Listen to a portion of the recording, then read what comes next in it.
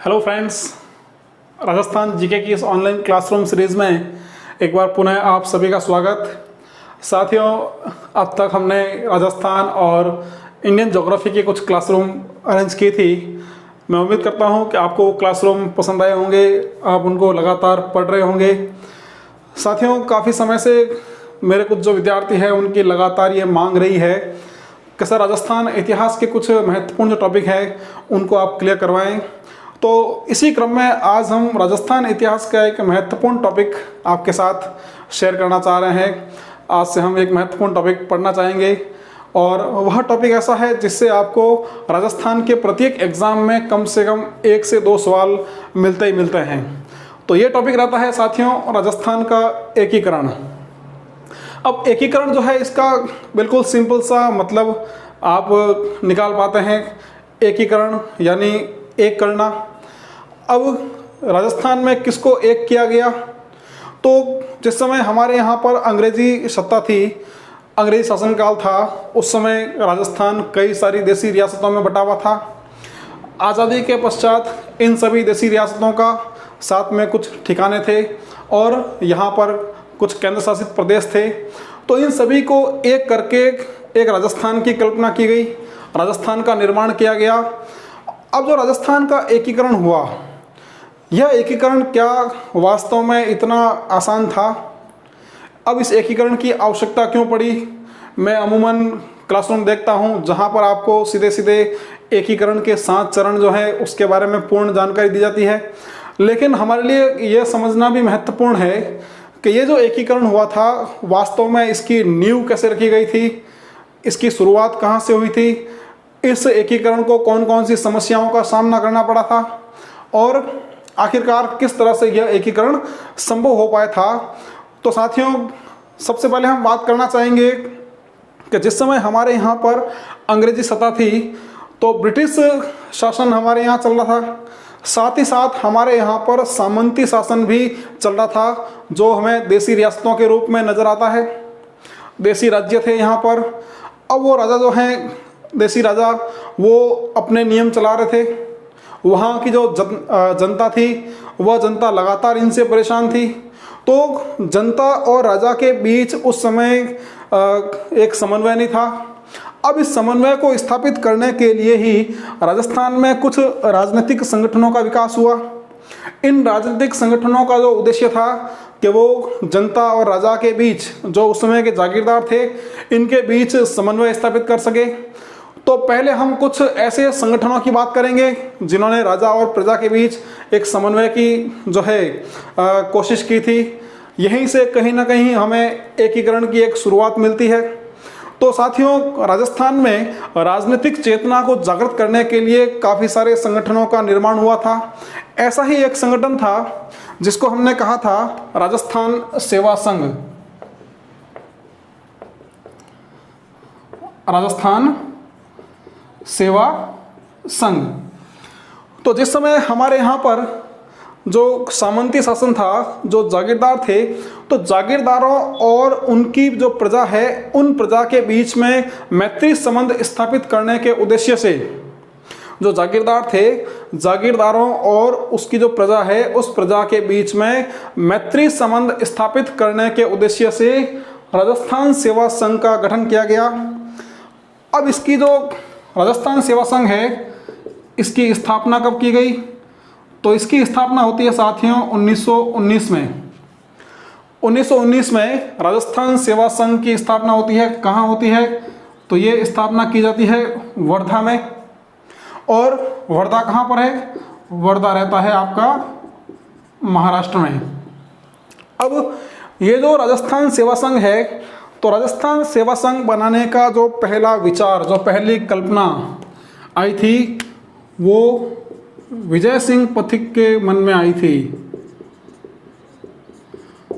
विजय सिंह पथिक के मन की एक कल्पना थी और इसी कल्पना के आधार पर 1919 में महाराष्ट्र के वर्धा में इस राजस्थान सेवा संघ का गठन किया गया था। अब राजस्थान के बाहर इसका गठन हुआ था 1919 में वर्धा में, और 1920 में इस राजस्थान सेवा संघ का गठन राजस्थान में किया गया। राजस्थान में इसकी स्थापना की गई थी अजमेर में। अब अजमेर में इसकी स्थापना की गई। विजय सिंह पथिक जो है इसके अध्यक्ष बनाए गए थे और इस राजस्थान सेवा संघ के द्वारा एक अखबार समाचार पत्र का भी प्रकाशन किया गया जिसको हम राजस्थान केसरी के नाम से जानते हैं।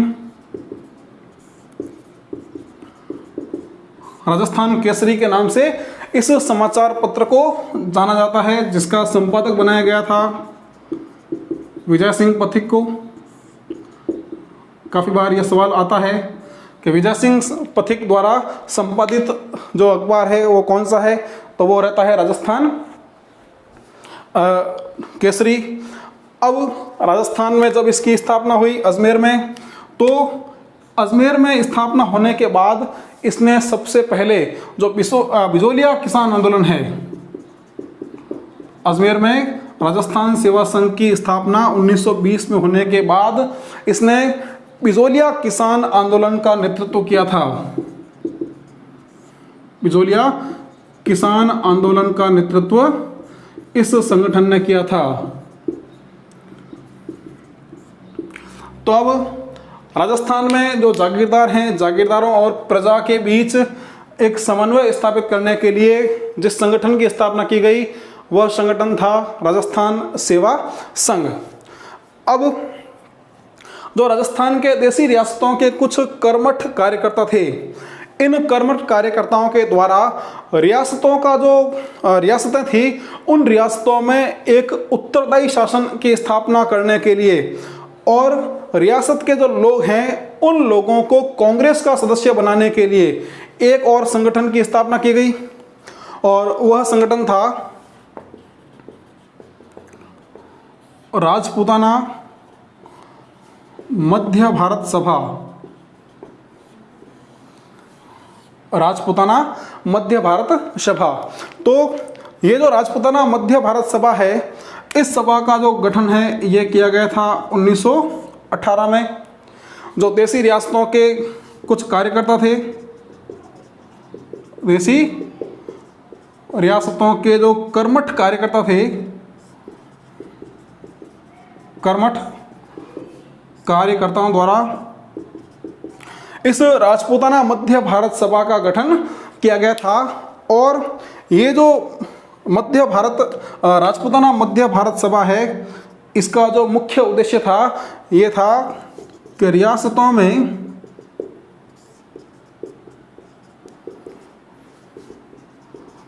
उत्तरदायी शासन की स्थापना, उत्तरदायी शासन की स्थापना और जो रियासत के लोग हैं, रियासतों के जो लोग हैं, लोगों को कांग्रेस का सदस्य बनाना, कांग्रेस का सदस्य बनाना। तो इन उद्देश्यों की पूर्ति के लिए या प्राप्ति के लिए एक तो रियासतों में देसी जो उत्तरदायी शासन की स्थापना हो जाए, साथ ही साथ रियासत के जो लोग हैं, रियासतों के जो लोग हैं, इनको कांग्रेस का सदस्य बनाया जाए। तो इन सभी के उद्देश्य की प्राप्ति के लिए राजपूताना मध्य भारत सभा का गठन किया गया था। अब धीरे धीरे, अच्छा उससे पहले आप चाहें तो एक बार इसका स्क्रीनशॉट सेव कर लें। अब इसी क्रम में हमारे जो देसी राज्य थे, इन देसी राज्यों की जनता को एक सूत्र में बांधने के लिए एक केंद्रीय संगठन की आवश्यकता भी महसूस की गई। यह आवश्यकता क्यों महसूस की गई? 1920 में राजपूताना मध्य भारत सभा का एक सम्मेलन होता है अजमेर में, और उस सम्मेलन में ही देसी राज्यों की एक परिषद बनाने का जो है वह निर्णय किया जाता है कि देसी राज्यों की एक परिषद गठित की जाए। और इसी का एक राजपूताना मध्य भारत सभा का एक और सम्मेलन जो होता है वो होता है नागपुर में। मैं उसको यहाँ लिख देता हूँ।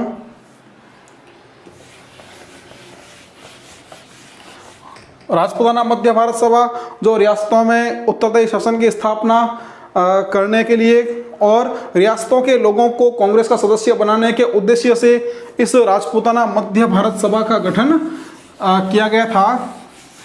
अब भारत के जो देशी राज्यों के जो लोग हैं, इन लोगों को एक सूत्र में बांधने के लिए एक और केंद्रीय संगठन की आवश्यकता महसूस की गई थी। तो जैसा कि मैंने कहा कि 1920 में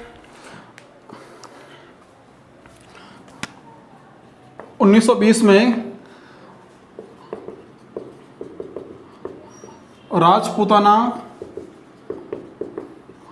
मध्य भारत सभा का एक सम्मेलन आयोजित किया गया था। यह सम्मेलन कहाँ पर आयोजित किया गया था?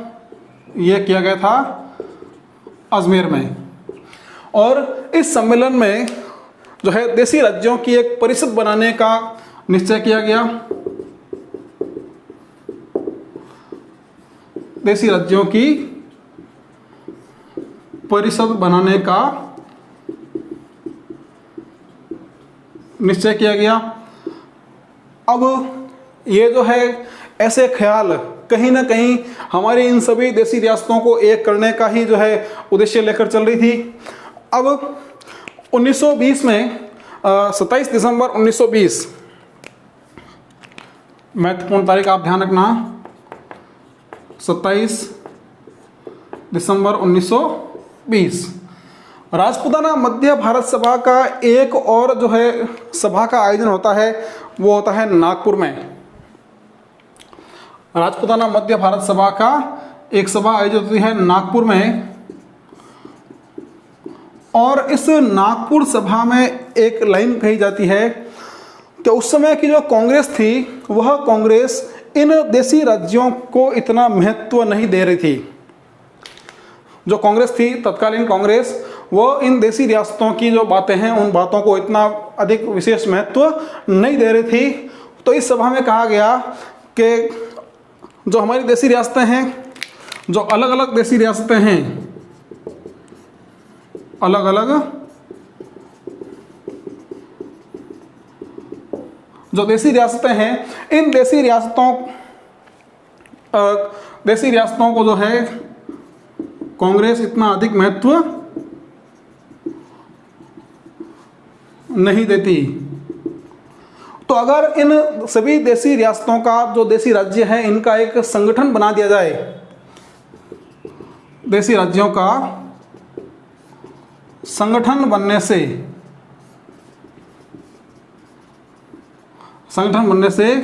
हो सकता है कांग्रेस इनको महत्व दे दे, कांग्रेस इनको महत्व दे। तो इसी पर्पस से, इसी उद्देश्य के साथ अब भारत में अखिल भारतीय देशी राज्य लोक परिषद, इसी उद्देश्य की प्राप्ति के लिए अखिल भारतीय देशी राज्य लोक परिषद,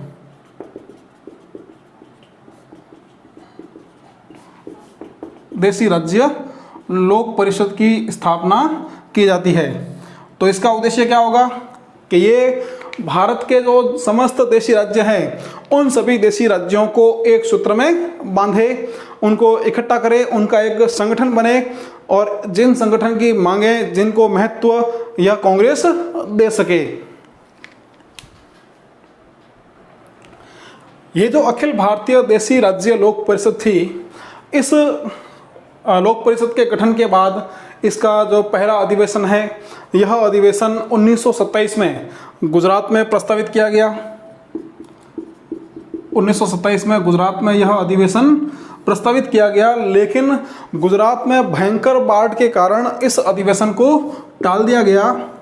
तो बाढ़ के कारण यह अधिवेशन नहीं हो पाया। इसकी बजाय यह अधिवेशन 17-18 दिसंबर 1927, 17 से 18 दिसंबर 1927 को बम्बई में यह अधिवेशन किया गया। और इस अधिवेशन में देशी राज्यों के शासकों के तत्वावधान में उत्तरदायी शासन की स्थापना का उद्देश्य रखा गया था।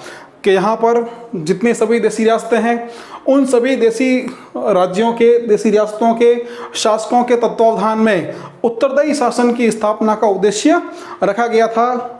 अब यह जो संगठन स्थापित हुआ था, अखिल भारतीय देसी राज्य लोक परिषद, तो इस संगठन के स्थापना के बाद रियासतों की जो स्थिति थी उन स्थिति में मामूली परिवर्तन होने लगा था। तो कहीं ना कहीं यह जो परिषद है, यह परिषद उन सभी लोगों को जो है जोड़ने का कार्य शुरू कर चुकी थी। अब इस परिषद के गठन के बाद कांग्रेस जो है, उस कांग्रेस में भी कुछ परिवर्तन हुए। उसके जो विभिन्न अधिवेशन हुए, उस अधिवेशन में, अलग अलग अधिवेशन में इस संगठन के प्रति सहानुभूति प्रकट की गई। जैसे 1928 में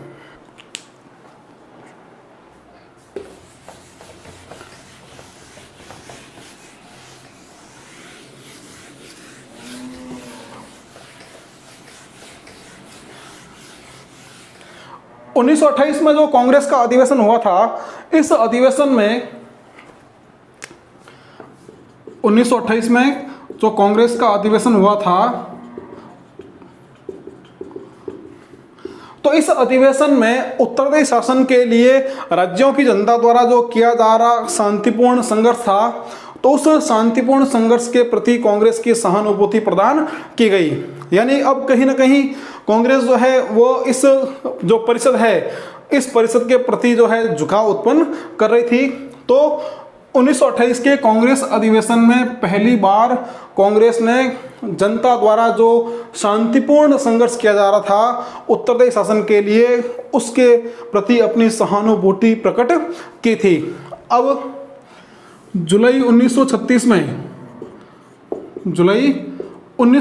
में कांग्रेस का एक और महत्वपूर्ण जो है अधिवेशन आता है। यह अधिवेशन कहाँ होता है? यह होता है कराची में। तो जुलाई 1936 के कांग्रेस के कराची अधिवेशन में कांग्रेस की नीतियों में कुछ परिवर्तन किया गया था। कांग्रेस की नीतियों में यहां पर कुछ परिवर्तन किया गया। और 1938 में देखें, अब धीरे धीरे जो है कांग्रेस कैसे इन देसी राज्यों की जनता के प्रति अपना झुकाव उत्पन्न कर रही है। 1938 में देसी रियासतों के कार्यकर्ताओं का एक सम्मेलन हुआ था बहुसारी में। बहुसारी सम्मेलन, तो बहुसारी सम्मेलन जो है वो देसी राज्यों के कार्यकर्ताओं का सम्मेलन था। कार्यकर्ताओं का सम्मेलन था और इस सम्मेलन का जो अध्यक्षता है वो अध्यक्षता की थी कांग्रेस के एक वरिष्ठ नेता थे डॉक्टर पट्टाभी सीतारमैया। डॉक्टर पट्टाभी सीतारमैया। तो डॉक्टर पट्टाभी सीतारमैया की अध्यक्षता में देसी रियासतों के जो कार्यकर्ता है इनका सम्मेलन बहुसारी में हुआ था। और इस सम्मेलन में कांग्रेस से अनुरोध किया गया कि वह हमारी जो समस्याएं हैं, जो देसी राज्यों के लोग हैं, इनकी जो समस्याएं हैं, उन समस्याओं पर आप एक बार पुनः नए सिरे से विचार करें। तो यहाँ पर वरिष्ठ कांग्रेसी जो हैं डॉक्टर पट्टाभी सीतारमैया, इनकी अध्यक्षता में बहुसारी सम्मेलन में जो देसी राज्यों के कार्यकर्ता है, इन्होंने कांग्रेस से एक बार पुनः अनुरोध किया कि आप हमारी जो समस्याएं हैं, हम उत्तरदायी शासन के लिए जो आंदोलन कर रहे हैं, आप उसमें जो है अपना सहयोग करें और हमारी जो समस्याएं हैं उन समस्याओं को आप एक बार पुनः उन समस्याओं पर आप विचार करें। तो इसका असर ये हुआ कि 1938 में ही कांग्रेस का एक और महत्वपूर्ण अधिवेशन होता है। कांग्रेस का अधिवेशन होता है कहाँ पर? हरिपुरा में, जिसकी अध्यक्षता करते हैं सुभाष चंद्र बोस। तो सुभाष चंद्र बोस की अध्यक्षता में जो कांग्रेस का हरिपुरा अधिवेशन होता है, अब यहाँ पर भारतीय राज्यों को भारत का अभिन्न अंग घोषित किया जाता है। महत्वपूर्ण बात यह है इस अधिवेशन की कि भारतीय राज्यों को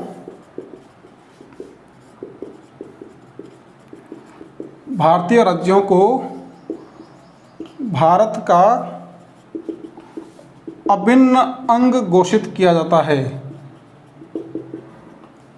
तो कांग्रेस की तरफ से यह फैसला किया गया इस अधिवेशन में, भारतीय राज्यों को कांग्रेस का जो है भारतीय राज्यों को भारत का अभिन्न अंग घोषित किया जाता है। साथ ही साथ रियासतों की जो जनता है, जनता को भी अपने अपने राज्य में उत्तरदायी शासन का लक्ष्य प्राप्त करने के लिए स्वतंत्र संगठन बनाकर उन लोगों को यह छूट दी जाती है कि आप भी अपने अपने क्षेत्र में अपना एक स्वतंत्र संगठन बना दें और स्वतंत्र संगठन बनाकर आप जन जागृति फैलाने का कार्य करें। और इसी अधिवेशन में एक और महत्वपूर्ण बात होती है कि यहाँ पर कांग्रेस पहली बार रियासती जो जनता है, यहाँ पर कांग्रेस जो है वो रियासती जनता का साथ देने का फैसला करती है। यानी ये जो जनता है, इस जनता का जो संघर्ष है, रियासती जनता का संघर्ष, तो रियासती जनता के संघर्ष में साथ देने का फैसला अब कांग्रेस करती है, साथ देने का फैसला करती है। अब 1939 में एक और महत्वपूर्ण कांग्रेस का अधिवेशन होता है। वह अधिवेशन कहाँ होता है? वो होता है त्रिपुरी अधिवेशन। 1939 में त्रिपुरी अधिवेशन, इस अधिवेशन में एक प्रस्ताव पारित किया जाता है कि कांग्रेस की जो अहस्तक्षेप नीति है, तो कांग्रेस अब अहस्तक्षेप नीति का त्याग करेगी और जो स्थानीय जो लोग हैं, जो देसी रियासतों के, देसी राज्यों के जो लोग हैं, उनके संघर्ष में अब अपना पूर्ण रूप से सहयोग प्रदान करेगी। तो ये जो सम्मेलन है, ये भी काफ़ी महत्वपूर्ण सम्मेलन रहता है। 1939 का त्रिपुरी अधिवेशन, जहाँ इन देसी रियासतों के लोगों के जो है पक्ष में एक प्रस्ताव पारित किया जाता है कि अब कांग्रेस जो है वह अपनी अहस्तक्षेप नीति का जो है त्याग करेगी और इन लोगों का सीधे सीधे सहयोग करेगी।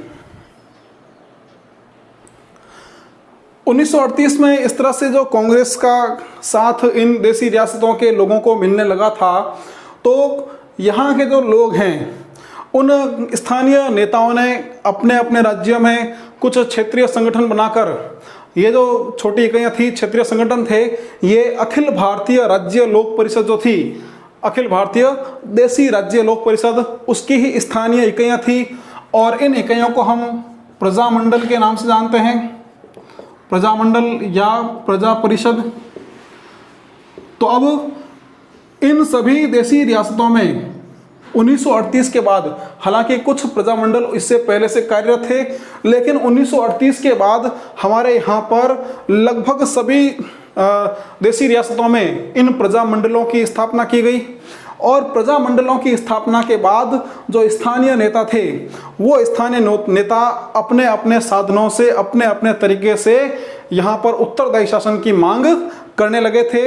कहीं ना कहीं इन सभी लोगों में, इन सभी प्रजामंडल आंदोलनों के बाद राजपूताना की जो जनता थी, उस जनता में राष्ट्रीय भावना का विकास हुआ। और यही राष्ट्रीय भावना का जो विकास जो है आगे जाकर आज़ादी के बाद राजस्थान के एकीकरण में बहुत अधिक सहयोग प्रदान करने वाला था। तो ये प्रजामंडल आंदोलन जो है, ये अखिल भारतीय देसी राज्य लोक परिषद की ही स्थानीय छोटी छोटी इकाइयाँ थी। और यहाँ के नेताओं ने लगभग राजस्थान की सभी रियासतों में प्रजामंडल का गठन किया। इसको हम अलग से प्रजामंडल आंदोलन के अंतर्गत पढ़ेंगे। इस प्रजामंडल आंदोलन के तहत राजपूताना के लोगों में, यहाँ के जो स्थानीय नेता थे, उन सभी में राष्ट्रीय एकता की भावना का जो है, या राष्ट्रीय भावना का जो है, उनके मन में कहीं ना कहीं विचार आया। और यही विचार जो है आगे जाकर आज़ादी के बाद राजस्थान के एकीकरण में एक महत्वपूर्ण भूमिका निभाने वाला था। अब 1939 में ही भारत में जो देसी रियासतें हैं, उन देसी रियासतों के एकीकरण का एक और बीजारोपण किया जाता है।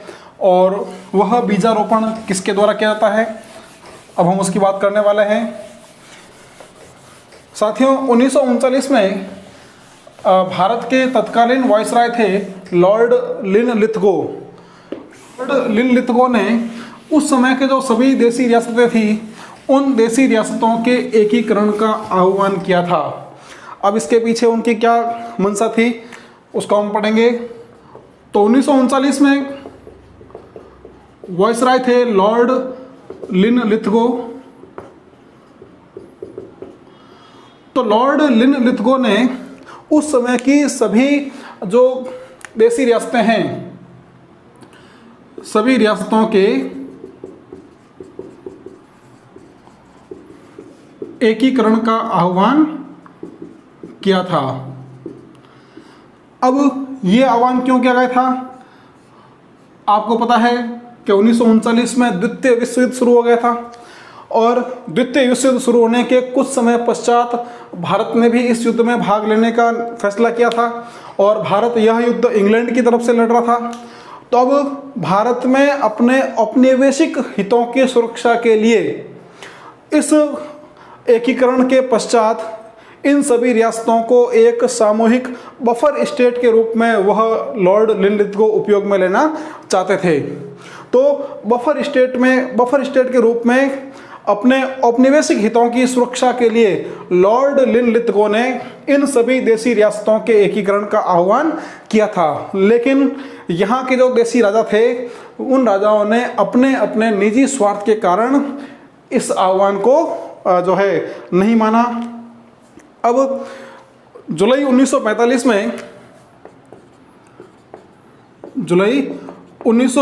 में इंग्लैंड में सरकार बदलती है। वहाँ पर मजदूर दल की सरकार बनती है।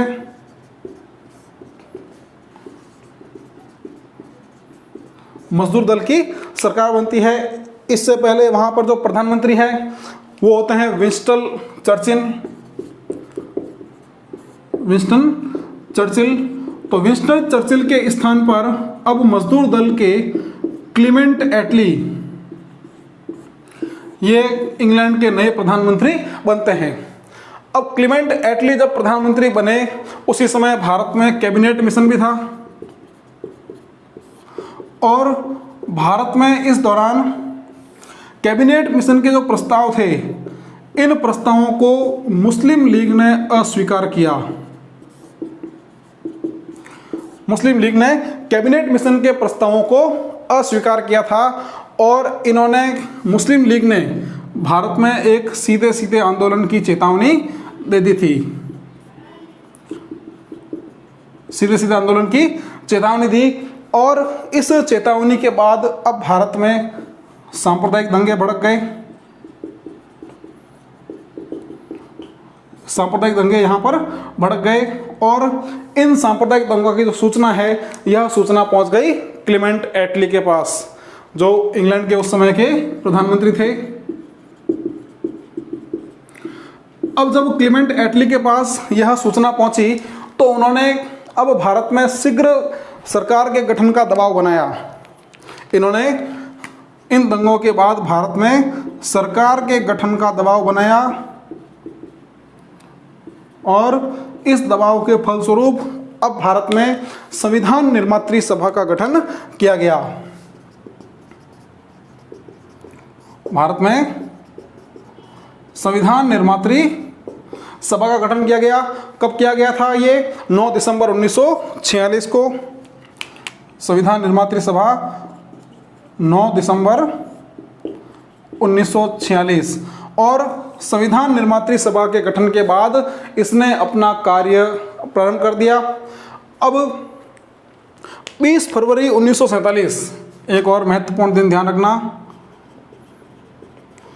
20 फरवरी 1947 इंग्लैंड के प्रधानमंत्री क्लीमेंट ब्रिटेन की संसद और संसद का जो सदन है जिसे हम कहते हैं हाउस ऑफ कॉमन्स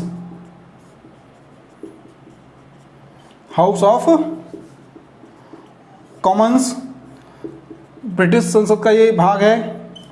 तो अब क्लीमेंट एटली 20 फरवरी 1947 को हाउस ऑफ कॉमन्स में यह घोषणा करते हैं कि वह जून 1948 तक जून 1948 तक वह भारत की सत्ता भारतीयों को सौंप देंगे।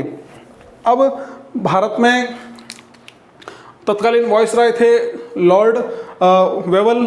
तो लॉर्ड वेवल के स्थान पर अब भारत के नए वायसराय और गवर्नर जनरल बना के भेजे जाते हैं लॉर्ड माउंटबेटन। लॉर्ड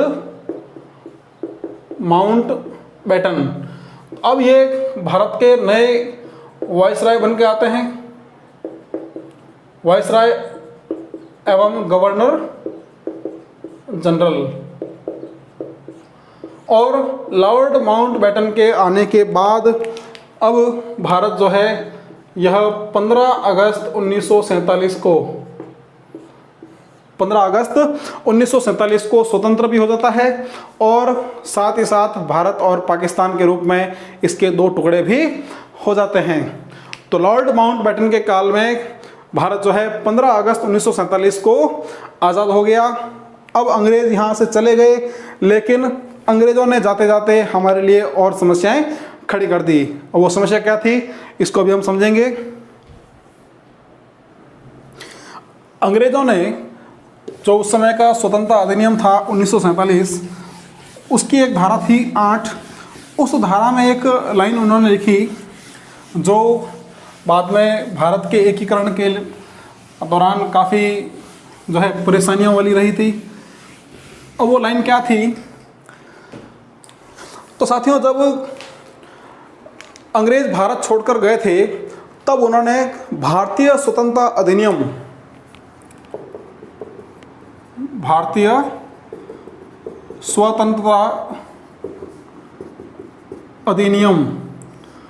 1947। तो इस अधिनियम 1947 की एक धारा थी, धारा 8। इस धारा 8 में एक उन्होंने लाइन लिख दी कि ईस्ट इंडिया कंपनी के अधीन जो देसी रियासतें हैं, यहाँ पर जो देसी रियासतें ईस्ट इंडिया कंपनी के अधीन है, ईस्ट इंडिया कंपनी के जो अधीन है, ये सभी देसी रियासतें भारत की तरह स्वतंत्र है। अब समस्या क्या होने वाली है कि इन्होंने कह दिया कि जो भी रियासतें थी वह रियासतें भी भारत की तरह क्या हो जाएंगी, स्वतंत्र हो जाएंगी।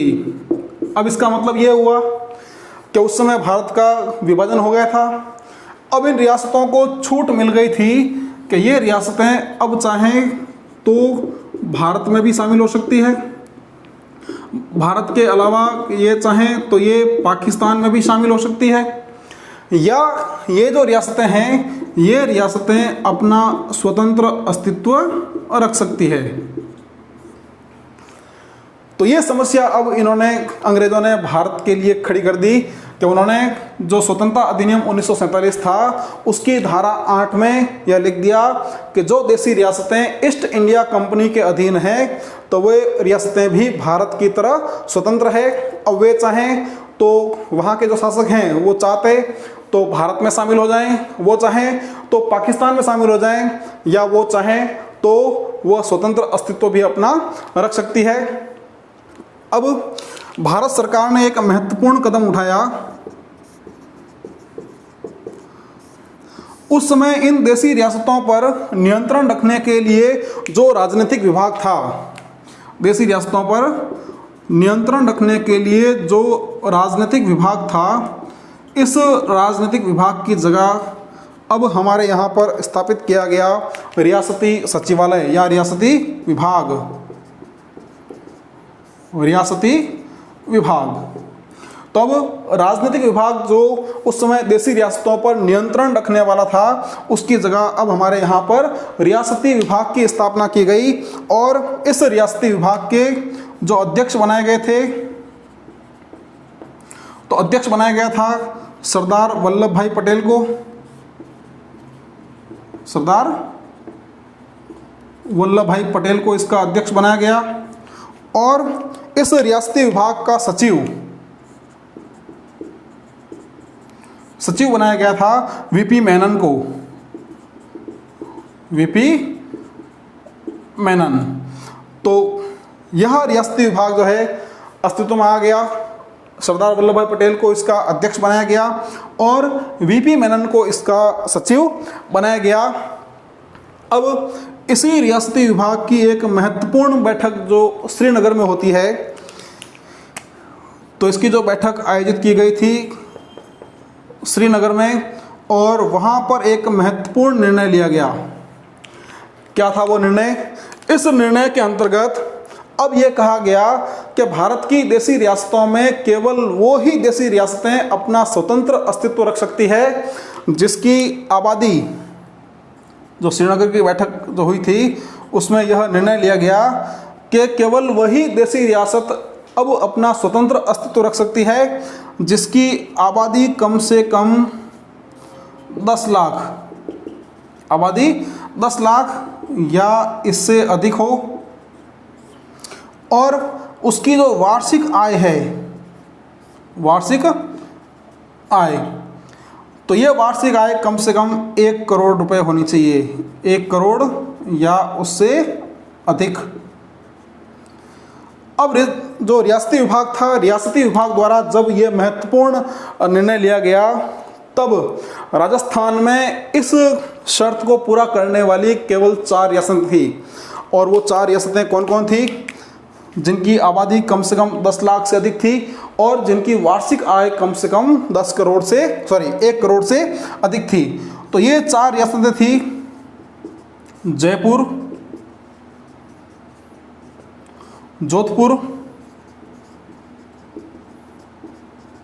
बीकानेर और उदयपुर। तो रियासती विभाग द्वारा जब ये निर्णय लिया गया कि केवल वही देशी रियासतें अपना स्वतंत्र अस्तित्व रख पाएंगी जिनकी आबादी 10 लाख या उससे अधिक हो या जिनकी वार्षिक आय 1 करोड़ या उससे अधिक हो, तो राजस्थान में इन शर्तों को पूरा करने वाली जो 4 रियासतें थी, जयपुर, जोधपुर, बीकानेर और उदयपुर। अब जब ऐसा आदेश या ऐसी जो है एक शर्त रखी गई, तब राजस्थान की जो विभिन्न देशी रियासतें थी उसमें हलचल पैदा हुई। और इस हलचल के कारण अब वो रियासतें, क्योंकि इन 4 के अलावा सभी रियासतें अपना स्वतंत्र अस्तित्व इन शर्तों के कारण नहीं रख पा रही थी, तो सबसे पहले कोटा के जो महाराव थे, कोटा के महाराव भीम सिंह, कोटा के महाराव भीम सिंह, तो भीम सिंह ने जो है प्रयास किए कि किसी तरह वो अपना स्वतंत्र अस्तित्व रख पाए। तो उन्होंने हाड़ौती संघ बनाने का फैसला किया था, हालांकि बाद में वह संघ नहीं बन पाया। अब कोटा के बाद जो उदयपुर रियासत थी, जो मेवाड़ रियासत, उदयपुर रियासत, तो उदयपुर रियासत के महाराणा भूपाल सिंह, इन्होंने प्रयास किया था, वह प्रयास सफल नहीं हो पाया। पहला प्रयास किया था कि किसी तरह वो हाड़ौती संघ का निर्माण करके इन शर्तों को पूरा करे और अपना स्वतंत्र अस्तित्व रखे, लेकिन वो इसमें सफल नहीं हो पाए। उसके बाद जो महाराणा थे भूपाल सिंह, उदयपुर स्टेट, उदयपुर रियासत के, तो इन्होंने सबसे पहले 7 नवंबर 1946, 7-8 नवंबर 1946 को राजस्थान के जो सभी राजा थे उन राजाओं का एक सम्मेलन बुलाया था और उस सम्मेलन में उन्होंने सभी को एक साथ एक स्टेट बनाने का जो है प्रस्ताव दिया था। अब उस बैठक में जो राजा वहाँ शामिल हुए थे वो राजा इस बात से सहमत भी हुए और वो जो है कुछ दिन की मोहलत लेकर वहाँ से इस सम्मेलन से चले गए। अब इसके बाद महाराणा भूपाल सिंह ने ही उदयपुर में 23 मई 1947 को, यह था पहला सम्मेलन रखा था इन्होंने, और दूसरा सम्मेलन रखा था 23 मई 1947 को।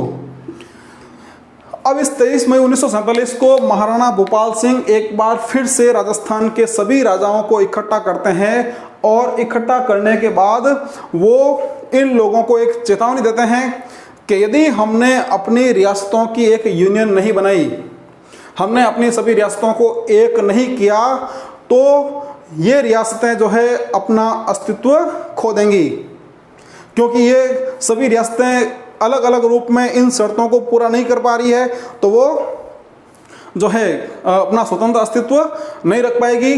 तो हम सभी राजाओं को, हम सभी रियासतों को यहाँ पर एक यूनियन का निर्माण करना चाहिए, नहीं तो हमारा जो अस्तित्व है वह पूरा का पूरा समाप्त हो जाएगा। अब महाराणा भूपाल सिंह द्वारा यह आह्वान किया गया और इस आह्वान के बाद भी जो राजा है वह राजा अपने अपने स्वार्थों के कारण एक साथ नहीं आ पाए थे। तो महाराणा भूपाल सिंह द्वारा जो ये प्रयास किए गए थे वह प्रयास विफल हो गए। यहाँ पर राजस्थान की जो 3 रियासतें हैं, जयपुर, जोधपुर और बीकानेर, तो इन 3 रियासतों ने इस प्रस्ताव को पहले ही अस्वीकार कर दिया।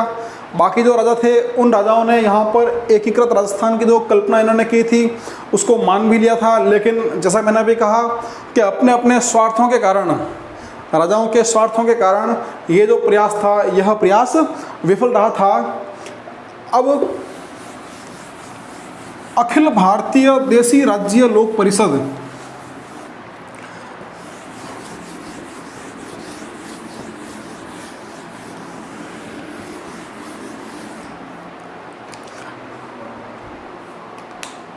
एक महत्वपूर्ण नाम यहाँ आता है, वह रहता है अखिल भारतीय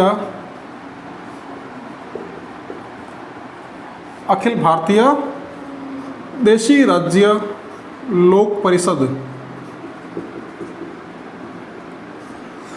तो अखिल भारतीय देशी राज्य लोक परिषद ने पहले ही राजपूताना संघ बनाने का प्रस्ताव दे दिया था।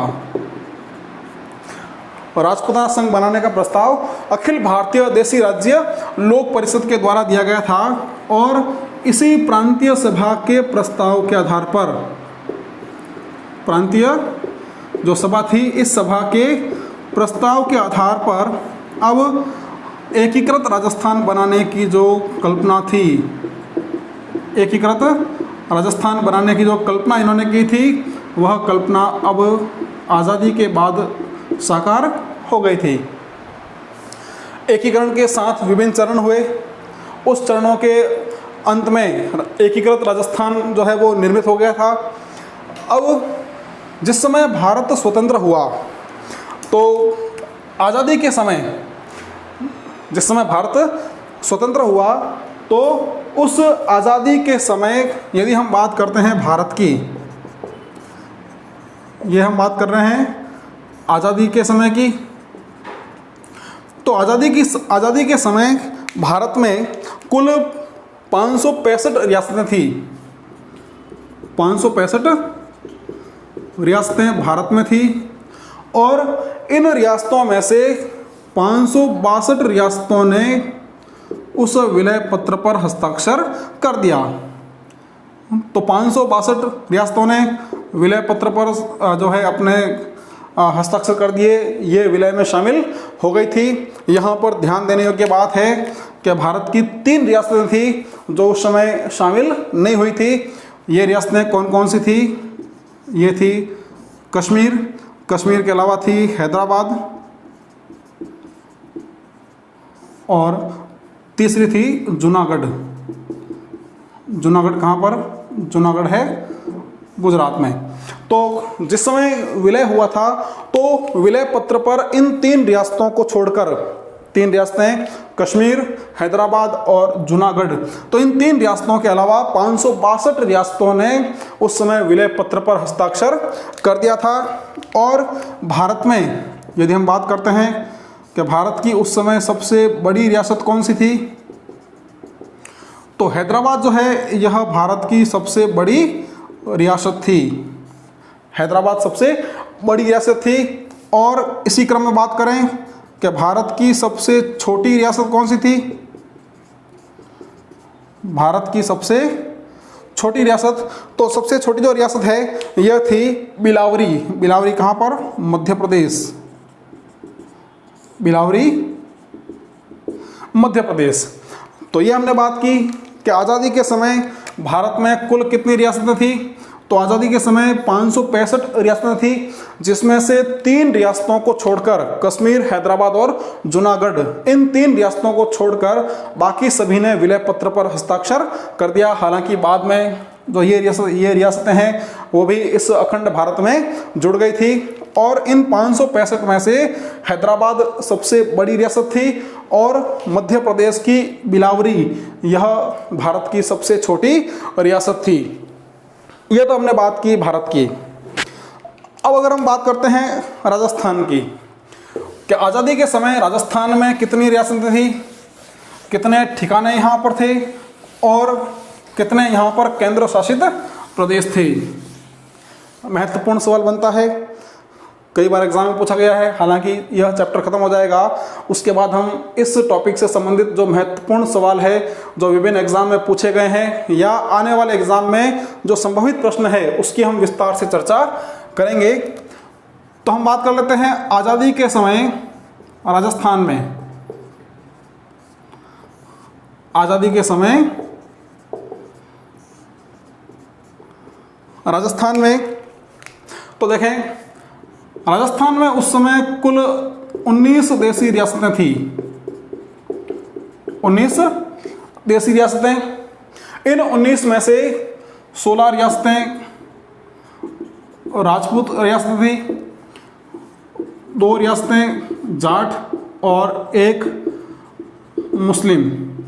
आगे हम चर्चा करेंगे कौन कौन सी राजपूत रियासतें थी, कौन कौन से वहाँ के शासक थे, जाट रियासतें कौन कौन सी थी और मुस्लिम रियासतें कौन कौन सी थी। तो राजस्थान में 19 देशी रियासतें थी और इन 19 देशी रियासतों में से जो मेवाड़ रियासत है, मेवाड़ रियासत, यह रियासत उस समय राजस्थान की सबसे प्राचीन रियासत थी। मेवाड़ रियासत जो है यह राजस्थान की सबसे प्राचीन रियासत थी। और यदि हम बात करें कि राजस्थान की सबसे नवीनतम रियासत कौन सी थी, तो साथियों राजस्थान की सबसे नवीनतम जो रियासत थी वो थी झालावाड़। झालावाड़ राजस्थान की सबसे नवीनतम रियासत थी, जिसका जो निर्माण है यह करा गया था 1838 ईस्वी में। 1838 ईस्वी में, जिस समय हमारे यहाँ पर ब्रिटिश गवर्नर लॉर्ड ऑकलैंड थे। कौन थे यहाँ पर? British governor Lord Auckland. तो ब्रिटिश गवर्नर लॉर्ड ऑकलैंड के समय झालावाड़ रियासत की स्थापना हुई थी और यहाँ के जो शासक थे उस समय वो थे झाला मदन सिंह। तो मेवाड़ रियासत सबसे प्राचीन और झालावाड़ रियासत जो है वह राजस्थान की सबसे नवीनतम रियासत थी। अब अगर हम बात करें कि राजस्थान की सबसे बड़ी रियासत कौन सी, तो राजस्थान की सबसे बड़ी जो रियासत थी वो थी मारवाड़ रियासत।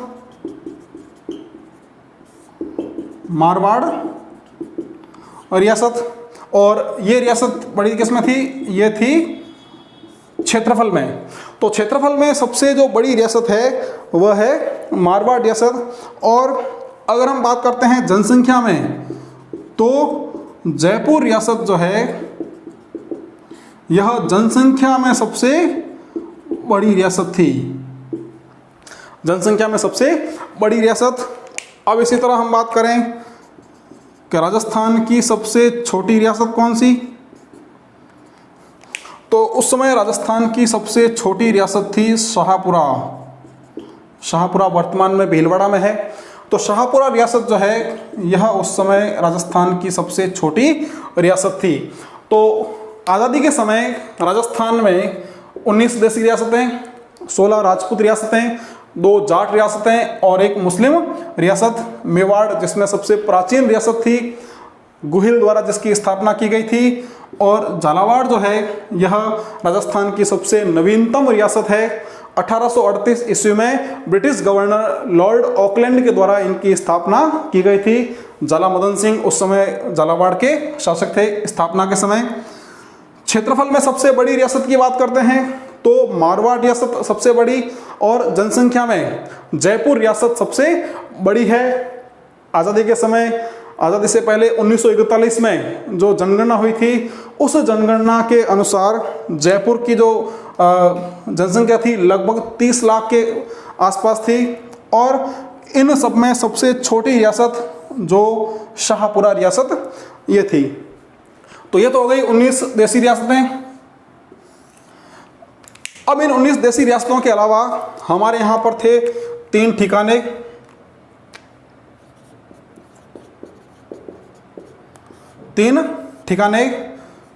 जिनको चीफ सीफ ठिकाने भी कहा जाता है।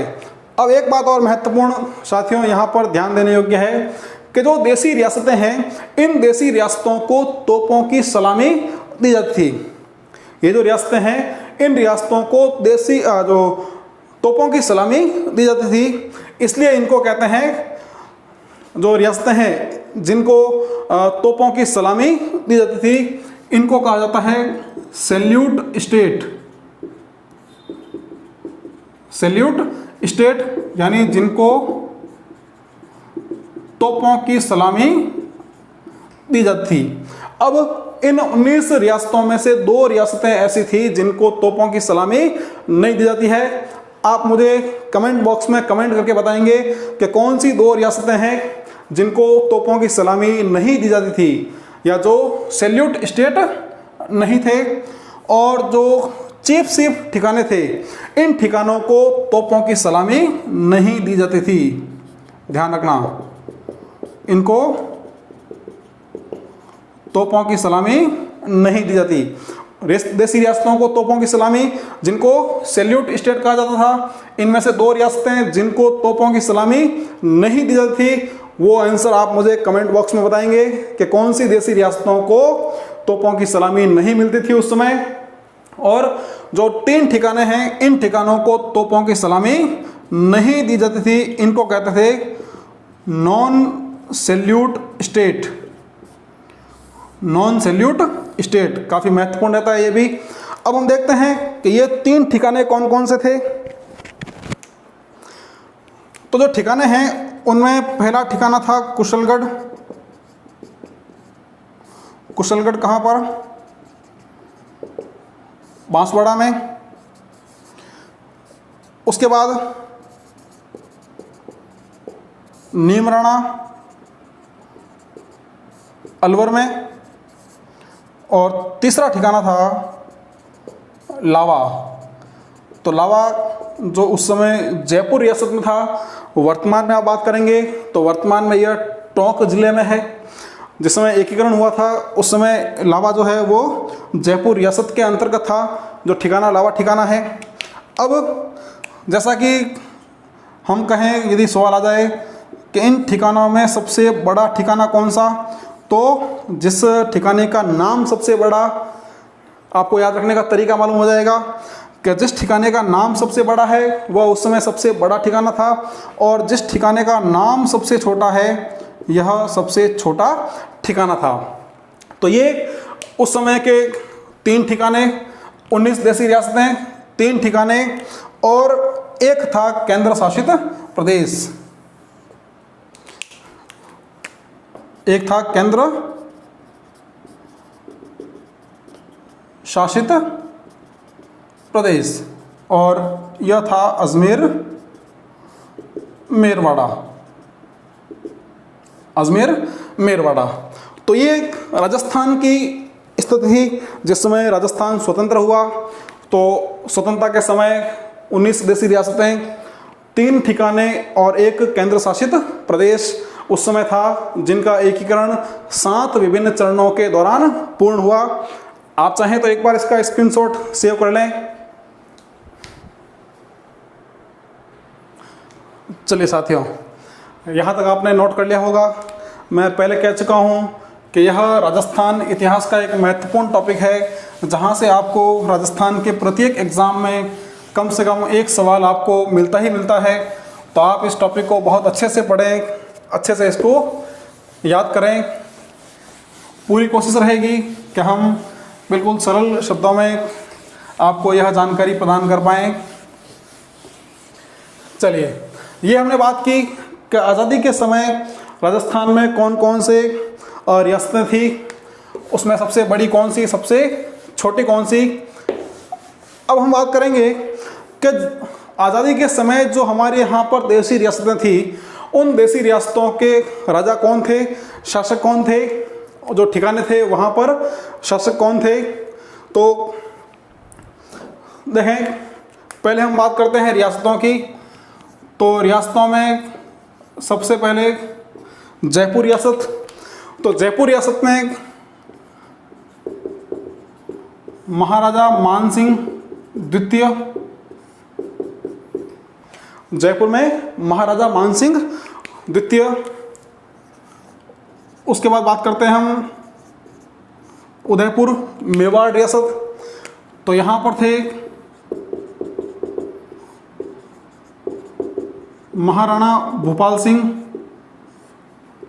महाराणा भूपाल सिंह।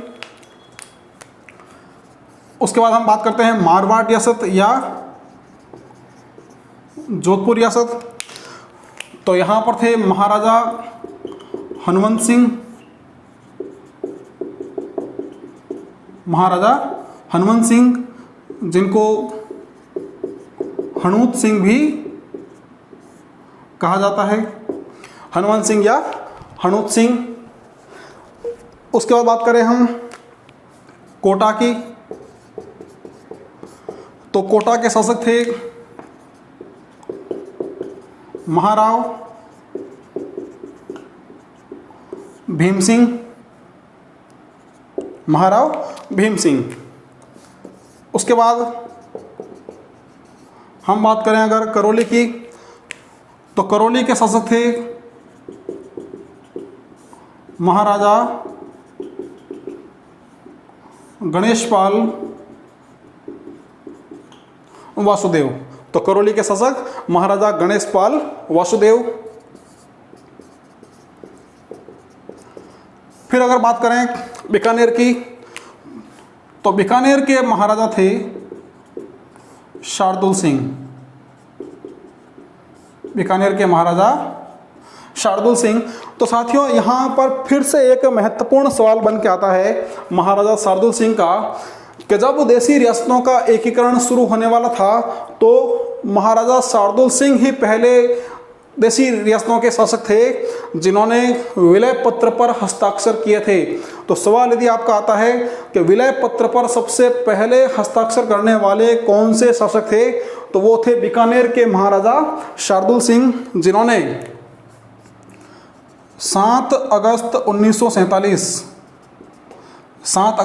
1947 को सबसे पहले विलय पत्र पर हस्ताक्षर किए थे। तो ये प्रथम शासक, ये प्रथम शासक थे जिन्होंने विलय पत्र पर हस्ताक्षर किए थे। आगे हम बात करें अगर धौलपुर की,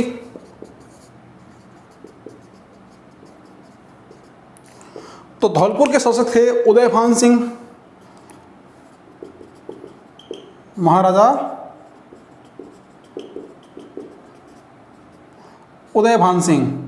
यहाँ पर फिर से आपके एक महत्वपूर्ण सवाल बन के आता है, क्योंकि उस विलय पत्र पर सबसे अंत में जो है अंतिम शासक हम कह सकते हैं, अंतिम राजा हम कह सकते हैं, जिन्होंने उस विलय पत्र पर हस्ताक्षर किए थे। और इन्होंने 14 अगस्त 1947 को 14 अगस्त 1947 को उस विलय पत्र पर हस्ताक्षर किए थे। तो ये हो गए धौलपुर के महाराजा उदयभान सिंह। धौलपुर के बाद अगर हम बात करते हैं अलवर की, तो अलवर के महाराजा थे महाराजा तेज सिंह,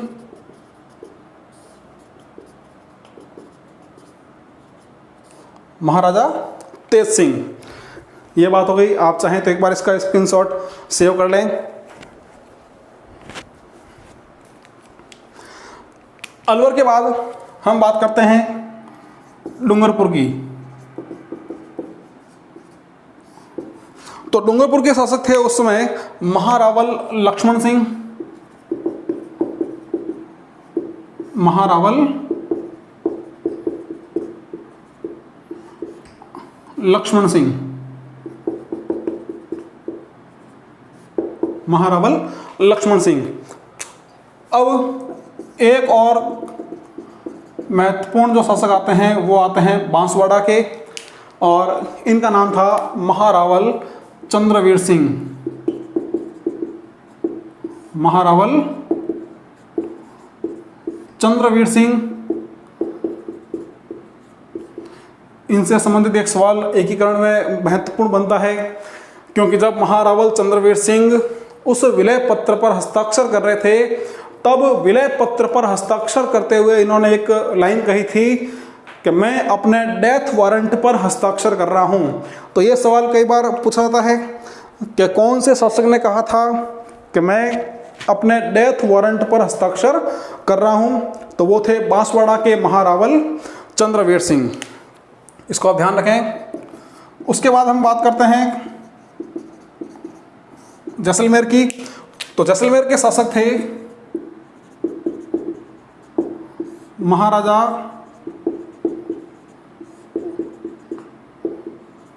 रघुनाथ सिंह। जैसलमेर के शासक महाराजा रघुनाथ सिंह। उसके बाद बात करते हैं बूंदी की। तो बूंदी के शासक थे महारावल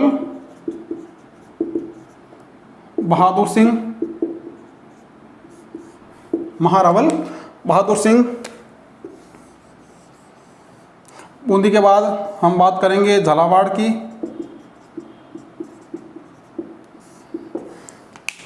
तो झालावाड़ में महाराजा थे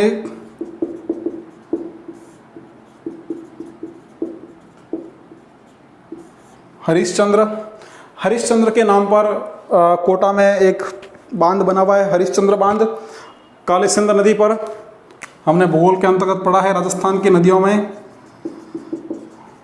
फिर अगर बात करते हैं हम भरतपुर की, तो भरतपुर के शासक थे महाराजा बृजेंद्र सिंह। महाराजा बृजेंद्र सिंह। तो ये भरतपुर के शासक।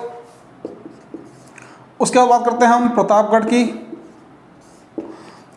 तो प्रतापगढ़ के शासक थे अंबिका प्रताप सिंह।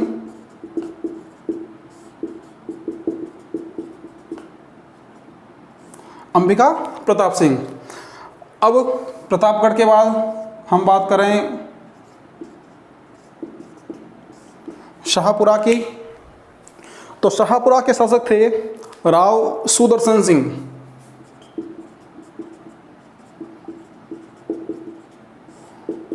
राव सुदर्शन सिंह, ये हो गए शाहपुरा के शासक। अब उसके बाद हम बात करते हैं टोंक की। तो साथियों, टोंक जो है यह एकमात्र मुस्लिम रियासत थी जहाँ पर थे नवाब अजीजुद्दौला। नवाब अजीजुद्दौला। टोंक के बाद हम बात करेंगे सिरोही की। तो जो सिरोही रियासत थी, यहाँ के शासक थे महाराव अभय सिंह।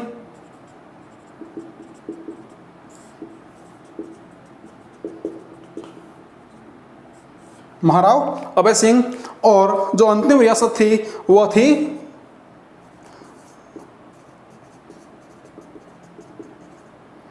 किशनगढ़, और किशनगढ़ में थे महाराजा सुमेर सिंह। महाराजा सुमेर सिंह। तो ये हमारी 19 रियासतें और 19 रियासतों के प्रमुख शासक। इसके अलावा 3 ठिकाने बनते हैं, तो हम बात कर लेते हैं उसकी।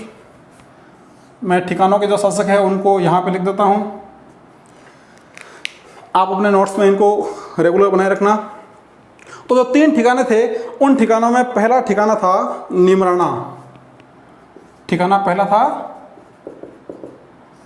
नीमराना, जहाँ पर शासक थे राजा राजेंद्र सिंह। नीमराणा में राजा राजेंद्र सिंह। उसके बाद दूसरा ठिकाना रहता है लावा, जिसके बारे में बात की थी कि पहले यह जयपुर रियासत में था, अभी ये टोंक रियासत में है। और यहाँ पर जो शासक थे वो थे ठाकुर